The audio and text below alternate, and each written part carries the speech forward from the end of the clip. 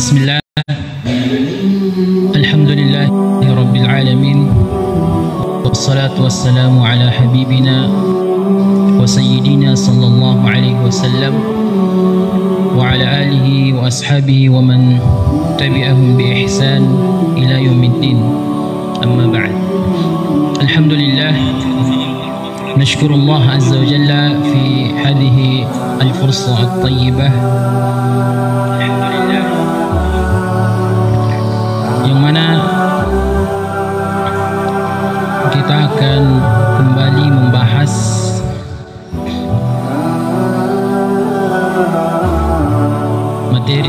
materi yang insya Allah bisa bermanfaat bagi diri kami dan para santri dan para pemirsa. Pada sore hari ini kita akan membahas tentang keutamaan bahasa Arab. Hari ini kita akan baik, karena para santri tentunya bahasa Arab lagi tidak asing di telinga kita, ya kan? Bahkan menjadi di pondok, alhamdulillah, bahasa Arab ini menjadi salah satu bahasa sehari-hari bagi santri. Ya, walaupun ya terkadang juga ada beberapa santri yang belum mampu atau tidak mau sama sekali untuk berbahasa Arab. Maka olehnya mudah-mudahan pada kesempatan ini bisa membangkitkan kembali semangat yang sudah redup untuk mempelajari bahasa Arab atau untuk berbahasa Arab, ya. Jadi kita kembali jadikan bahasa Arab ini sebagai bahasa sehari-hari kita. Jadi setelah nanti ini kajian atau madrasah Ramadan, bagaimana kalau kita bahasa Arab? Atau pembahasan ini kita pakai bahasa Arab saja. Kif? Natakallam bil Arabiyyah, yani nubayyin lakum an kayfiyat al-lughah al-arabiyyah bil Arabiyyah. La'allakum fahimtum. Aywa? Kif? Nukallimukum bil Arabiyyah. Natakallam. La. Limadha la tatakallamuna bil Arabiyyah?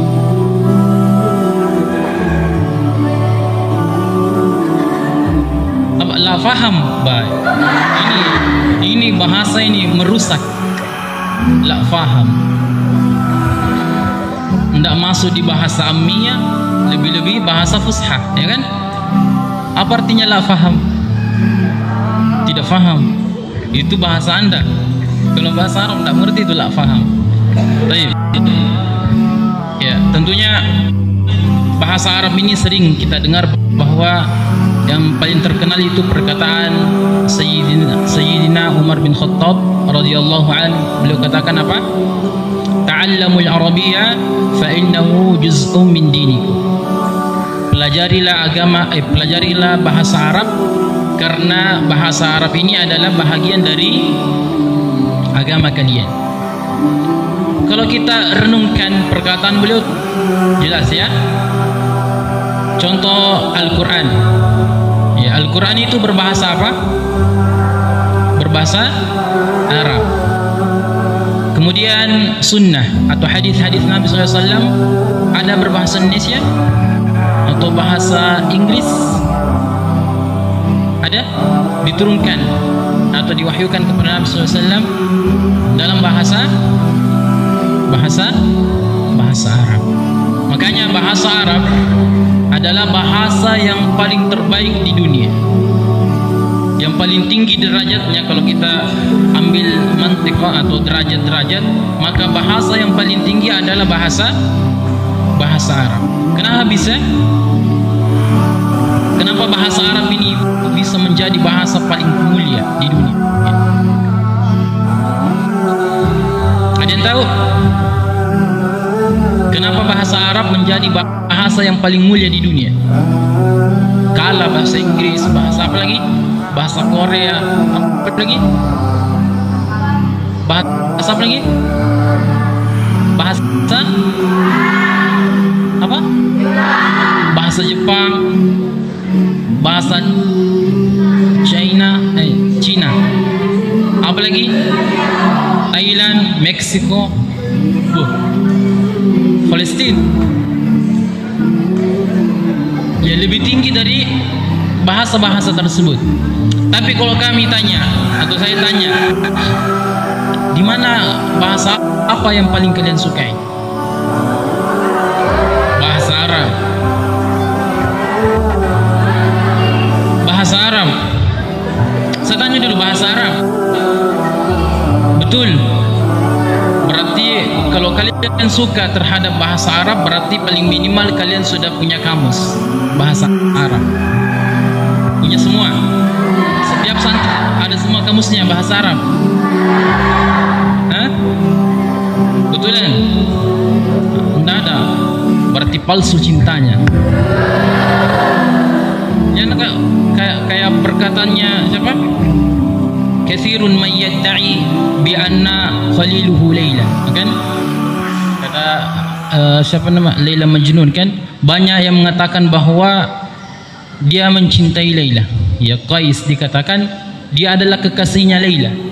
Walakin, akan tetapi, hina ma yulqa ila Laila hal ta'rifu Qais, akan tetapi tatkala ditanyakan kepada Laila apakah kau kenal dengan Qais, dia katakan tidak. Jadi jangan sampai kita bilang bahasa yang paling saya senangi adalah bahasa Arab, tapi tidak ada kamusnya.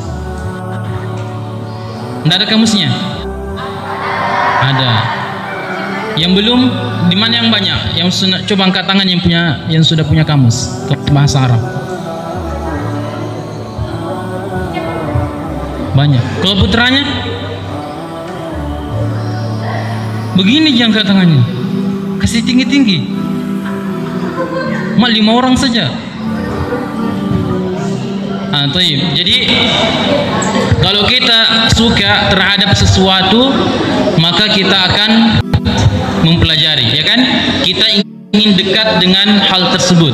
Makanya orang yang mengaku suka kepada bahasa Arab, cinta kepada bahasa Arab, tapi dia tidak berbahasa Arab dalam seharinya, apakah bisa dikatakan dia suka kepada bahasa Arab? Tidak.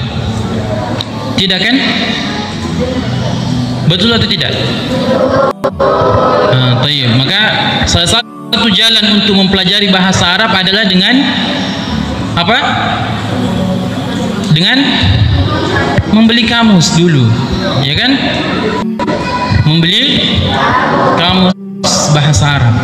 Jam yang tebal-tebal kayak Al-Kabair, Mahmud Yunus, ya, kamus Mahmud Yunus saja.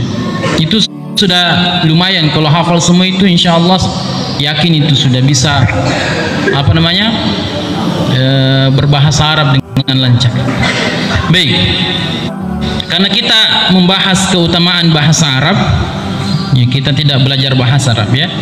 Kita tidak mau pada kesempatan ini kita tidak membahas bagaimana tata cara belajar bahasa Arab, tapi kita akan berbicara tentang keutamaan mempelajari bahasa Arab. Di sini disebutkan yang pertama adalah bahasa Arab adalah bahagian dari agama kita. Makanya Syekhul Islam Ibn Taimiyah beliau katakan apa? Ta'allamul Arabiyyah wajibun. Ya, mempelajari bahasa Arab adalah wajib. Bahkan ada perkataan beliau itu yang apa namanya, menyinggung kita bahwasanya la yatakallamu ahadun anid din illa qad fahima al-lughatul arabiyyah. Tidak pantas seorang hamba atau seorang itu berbicara tentang agama Islam kecuali dia paham dengan bahasa Arab. Kenapa? Karena kullu syai'in munazzalun bil arabiyyah. Semua yang berkenaan dengan agama Islam itu diturunkan dalam bentuk bahasa Arab. Contoh, Al-Quran, kitab kita diturunkan dalam bentuk bahasa Arab. Kemudian apa? Kemudian hadis-hadis Nabi SAW diriwayatkan dalam berbahasa Arab. Kemudian Nabi kita SAW adalah orang Arab, ya kan? Karena setiap nabi yang diutus itu sesuai dengan memiliki bahasa sesuai dengan kaumnya. Dan Nabi SAW adalah orang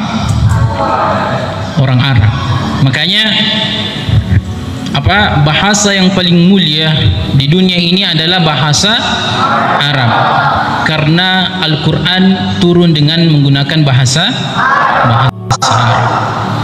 Jadi kalau kita membahas tentang bahasa Arab, semua yang berhubungan dengan Al-Quran semua menjadi mulia.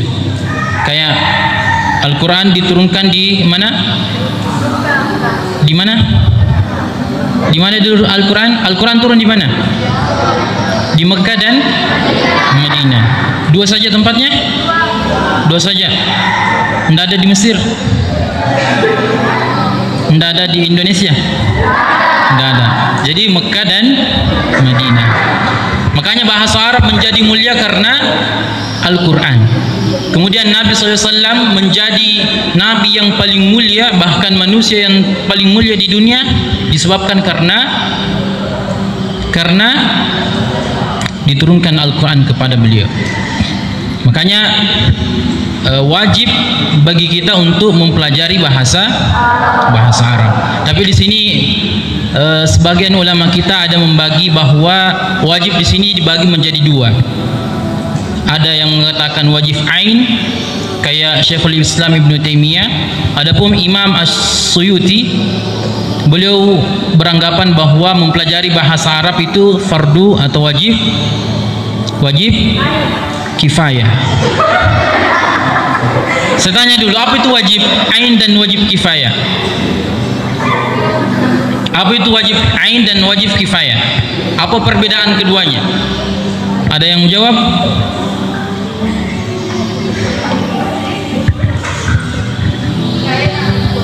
Siapa menjawab? Siapa? Rizpiani. Yalla. Apa perbedaan wajib ain dan wajib kifayah? Yalla.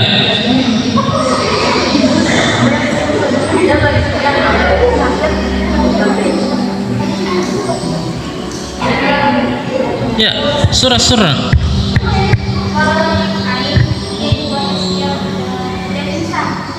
Kalau wajib ain, wajib untuk setiap orang.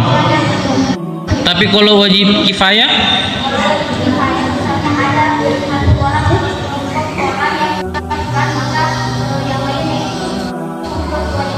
gugur kewajibannya. Tayyib. Jadi katanya wajib ain adalah setiap insan atau setiap orang wajib untuk melakukannya. Adapun kalau wajib kifayah, maka kalau ada orang yang melaksanakan atau beberapa orang atau bahkan satu kelompok, maka kelompok yang lain atau orang yang lain itu sudah gugur kewajibannya. Bukan berarti tidak boleh lagi ya, gugur saja, berarti sunnah. Ya, karena kan dia di bawahnya wajib adalah sunnah. Baik, kemudian yang kedua,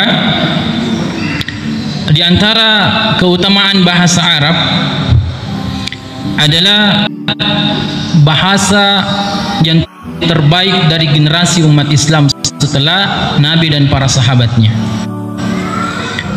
Siapa yang kenal dengan 4 imam mazhab? Banyak. Coba sebutkan 4 imam mazhab. Yang terbanyak kita di Indonesia itu mazhab Syafi'i. Imam satu orang, coba satu orang. Putranya lagi coba. Ilham. Imam Ahmad. Imam Hambali. So, Imam Ahmad bin Hambal. Tuh, satu orang aja. Yang kedua,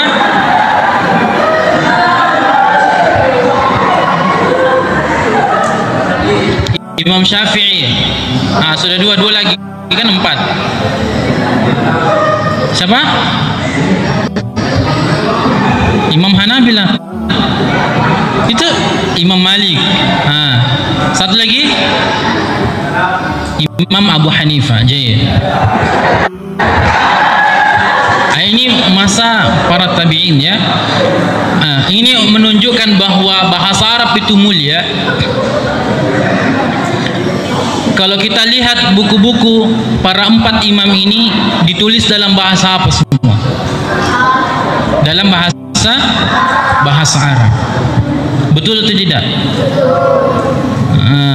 Coba sebutkan buku apa? Bukunya Imam Malik yang ditulis dalam bahasa Arab. Kitab apa namanya?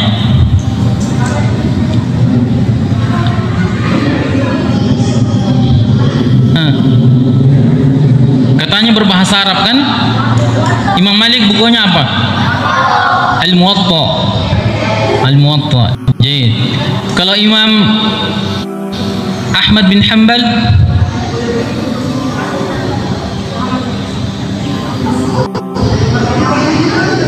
Imam Abu Hanifah, siapa lagi? Imam Syafi'i,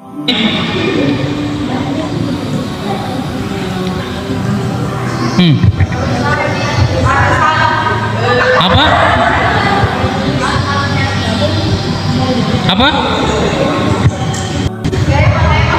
Kaifa? Apa kaifa?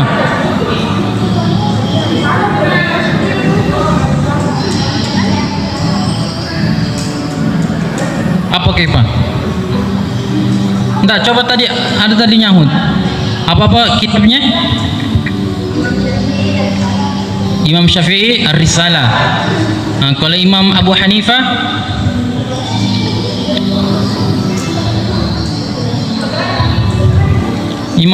apa? Apa? Tidak sedengar. Apa? Kitab Yahbab. Kitab apa? Yang pertama. Taib. Jadi empat imam ini semua kitabnya ditulis dalam bahasa Arab. Bahkan Imam Bukhari rahimahullah. Siapa yang kenal dengan Imam Bukhari? Beliau orang apa? Orang Arab atau orang apa? Orang Korea. Imam Bukhari orang Korea.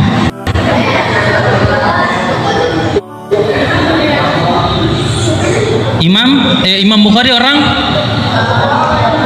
Bukhara. Ya kan namanya Imam Bukhari kan Bukhara. Jadi bukan orang Arab ya kan, orang Ajam. Jadi orang Bukhara. Tapi kenapa kitab beliau kitab hadisnya berbahasa Arab? Kan orang Arab. Tadi orang Bukhara orang Arab atau bukan? Bukan. Ya, ini menunjukkan bahwa generasi terbaik dari umat ini mulai dari zaman Nabi SAW, para sahabatnya dan tabi'in, semua mereka mempelajari bahasa Arab. Bahkan bahasa Arab adalah bahasa satu-satunya yang untuk menulis kitabnya. Makanya kita seorang santri, sebagai santri paling minimal bukan paling minimal ya, wajib bagi kita untuk mempelajari bahasa Arab. Jadi kalian ingin pintar bahasa Arab? Mau saja, mau sekali. Kita buktikan, coba nanti keluar sini mau pesan kamus ke tidak, atau membeli kamus, kemudian dihafal. Kasih target misalnya sebulan berapa kosakata yang bisa dihafal. Kalau selama ini berapa per hari? 3 satu, itu konsisten ya. 3 mufradat dalam sehari. Subhanallah ya, banyak ya. Jadi kalau 1 tahun berarti ada berapa? Kalau 1 tahun berapa mufradat? Banyak. Berapa banyaknya? 1000 berapa? Ya ribuannya dalam setahun, 1000 kosakata yang dihafal. Dan bagusnya bahasa Arab, 1 kosakata saja yang kita hafal itu bisa berubah sampai 10-20 maknanya, ya kan? Ya kan? Betul atau tidak? Membuktikan. Saya membuktikan. 1 kosakata bisa kita ubah menjadi 10 arti, bahkan 20 lebih. Kalau bahasa lain bisa kira-kira? Bisa atau tidak? Siapa mau kasih contoh satu? Kita ubah sampai 10 arti. 1 kata bisa berubah menjadi 10 dan beda-beda artinya. Ada yang bisa? Coba angkat tangan. Ica.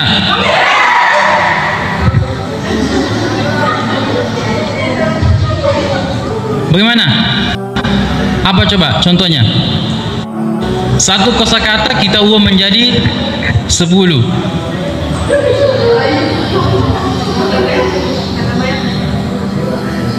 Apa? Putranya.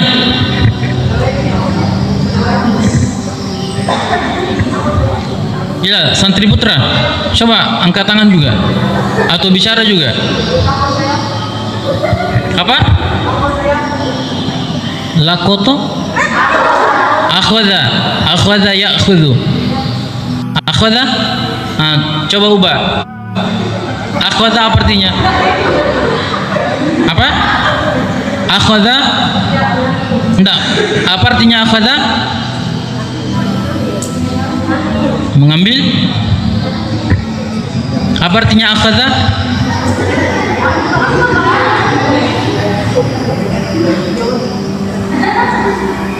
Apa artinya akhadha? Mengambil. Mengambil. Ya'khudhu? Kalau ya'khudhu tidak mengambil. Sedang mengambil. Kemudian akhdan,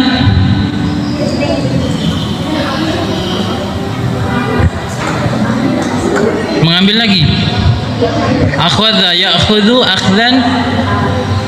Kemudian akhidun, apa? Ma'khudun. Apa lagi? Apa? Khudh. Bukan ukhud. Khudh, ya. Kenapa bukan ukhud? Kemudian apa lagi? La ta'khudh. Kemudian ma'khudun. Ma'khudun. Mi'khad. Apa artinya mi'khad? Apa artinya mi'khad?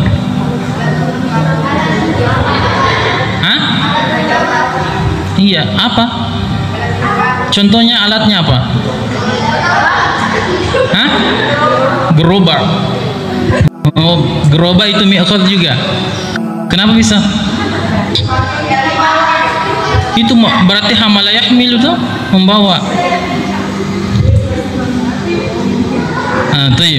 Jadi ini diantara kekhususan atau kemuliaan bahasa Arab. Jadi 1 kosakata bisa kita ubah menjadi 10 atau bahkan 20, 30 apa arti.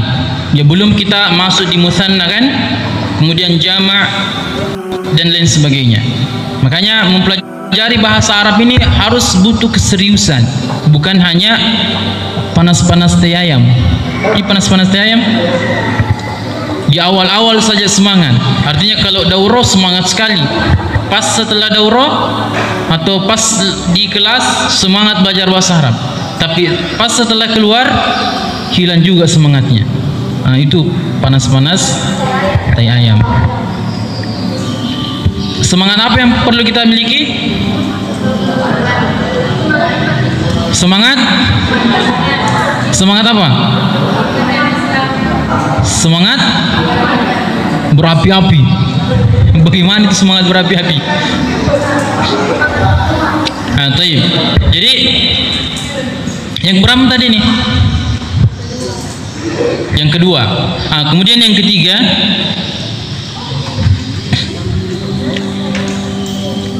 bahasa Arab adalah salah satu bahasa cara untuk memahami Al-Quran dan hadis.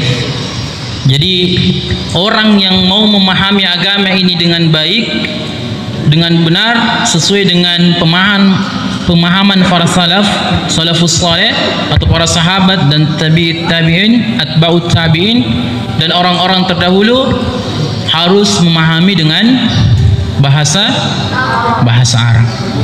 Karena kan ada beberapa bahasa dalam bahasa Arab yang mana kalau kita diterjemahkan ke dalam bahasa Indonesia sangat sulit, maksudnya tidak sesuai dengan yang kita inginkan, ya kan? Contohnya apa?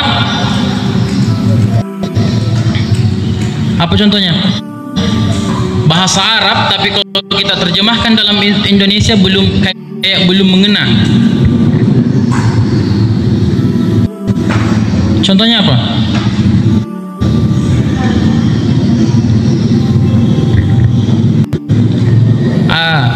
Ada yang tahu? Kenapa diam sembunyi? Tidak tahu? Tidak ditahu? Kenapa tidak tahu? Berarti jarang berbahasa Arab, ya kan? Coba dalam surah Al-Fatihah, kalian sudah paham semua bahasa Indonesianya? Insyaallah. Baik, coba kita tes satu orang. Angkat tangan coba yang bisa.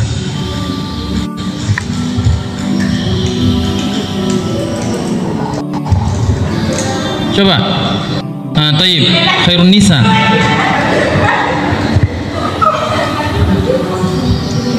Bagus, mungkin dikasih mic ini. Taib, Khairun Nisa, silakan. Ke depan situ. Tadi angkat tangan, berarti mau lah. Taib.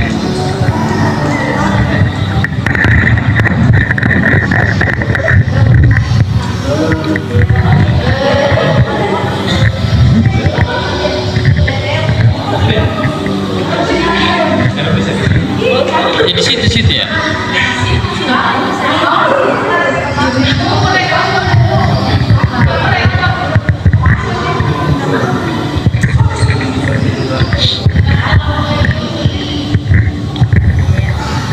Apa? Saya bilang nih. Silakan. Sepertinya Surah Al-Fatihah. Bismillahirrahmanirrahim. Assalamualaikum warahmatullahi wabarakatuh.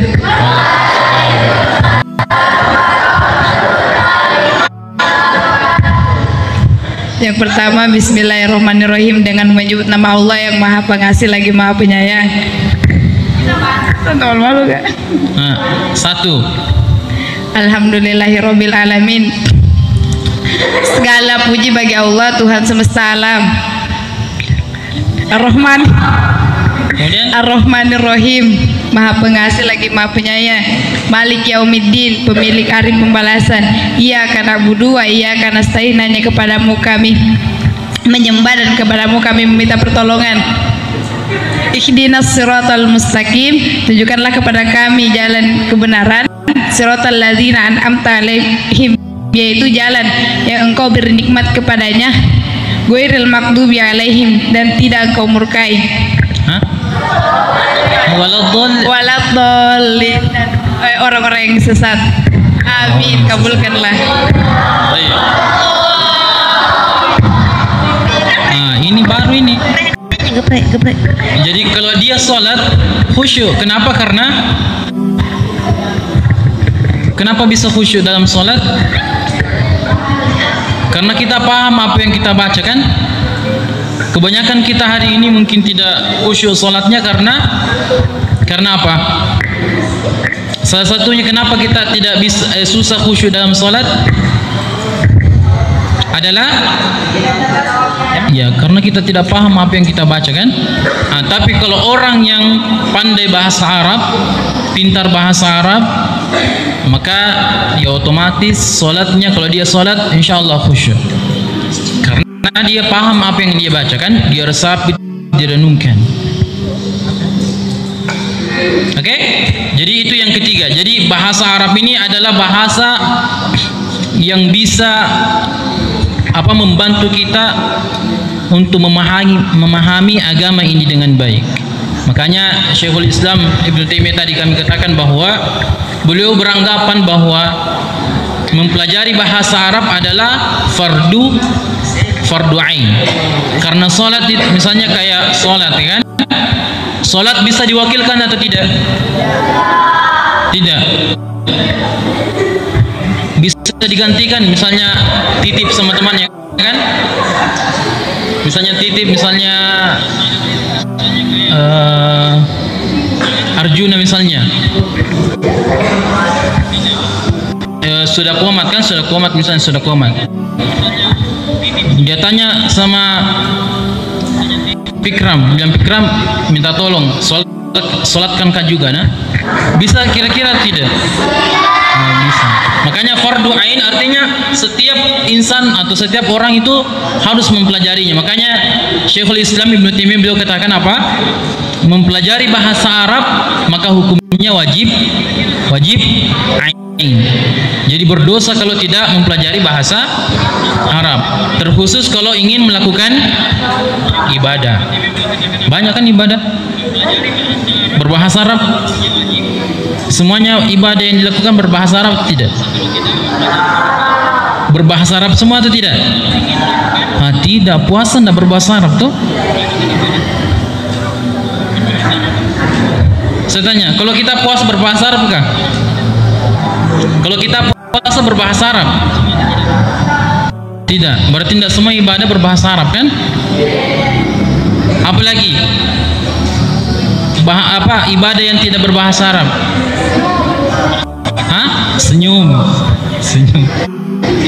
Senyum itu Pak. Senyum ibadah. Apalagi?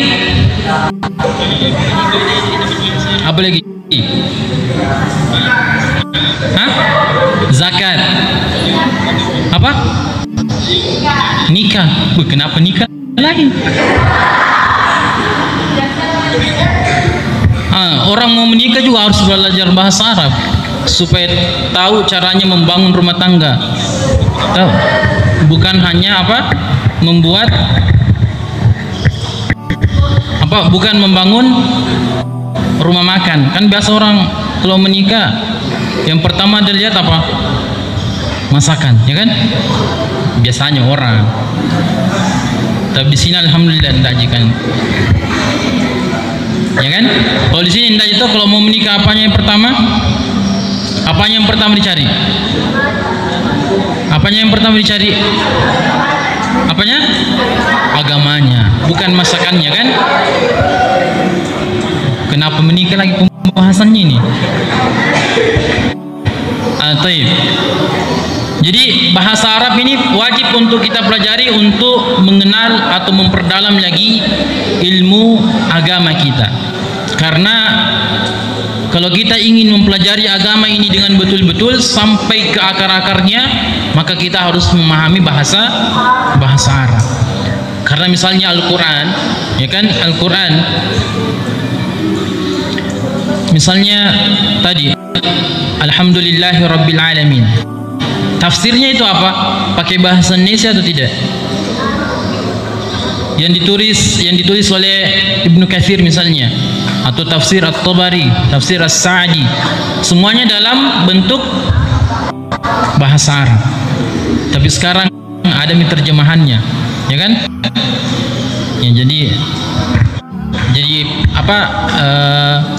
makanya Imam As-Suyuti beliau katakan bahwa mempelajari bahasa Arab itu merupakan fardu kifayah.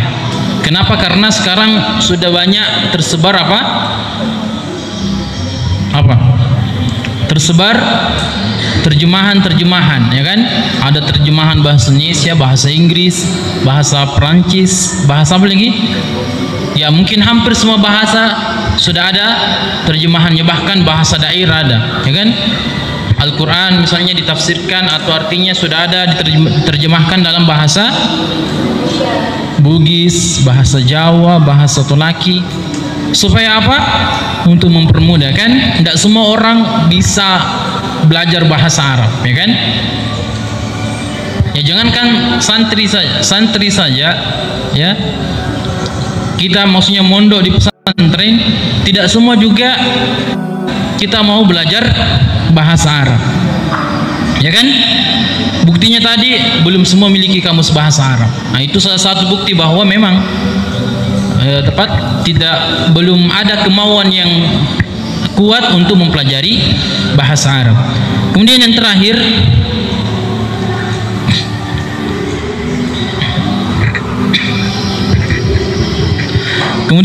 adalah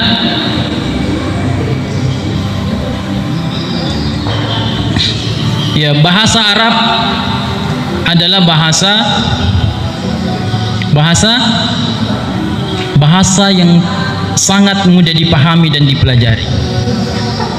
Betul atau tidak? Betul toh? Nah, buktinya santri putri kami dengar alhamdulillah mereka itu kalau berbicara rata-rata pakai bahasa Arab. Alhamdulillah. Tapi sayang bahasanya pakai logat masing-masing. Mungkin pakai logat daerahnya kah? Atau pakai logat ya Indonesia, tapi bahasa Arab contohnya apa? Antamifakot. Biasa aku dengar begitu. Antamifakot. Apa lagi? Tapi agak mending lah karena mereka sudah berbahasa Arab. Kalau putranya jarang-jarang didengar kecuali di kelas, toh? Ya, jadi putra bagaimana? Setelah ini madrasah Ramadan sudah bisa diaplikasikan pakai bahasa Arab, insya Allah. Karena mufradat itu basi, ya kan? Kalau mufradat dihafal saja kemudian disimpan lama-lama masih kayak makanan kan, kalau disimpan itu terlalu disayang, tidak mau makan nih, akhirnya apa? Basi. Begitupun juga kosakata yang kita hafal kalau kita tidak gunakan, kita tidak pakai berbicara, entah dicuri orang atau dia akan busuk atau basi, ya kan? Makanya kalau sudah hafal kosakata maka berbahasa Arab, walaupun salah-salah, walaupun tidak sesuai dengan kaidah nahwu dan sorof, ya kan?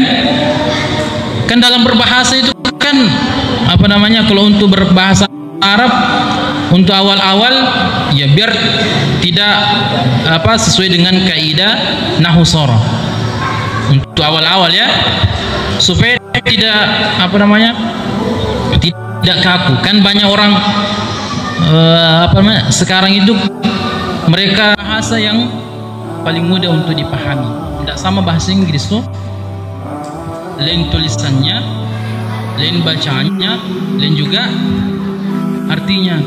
Tapi bukan berarti bahwa tidak boleh mempelajari bahasa Inggris, ya.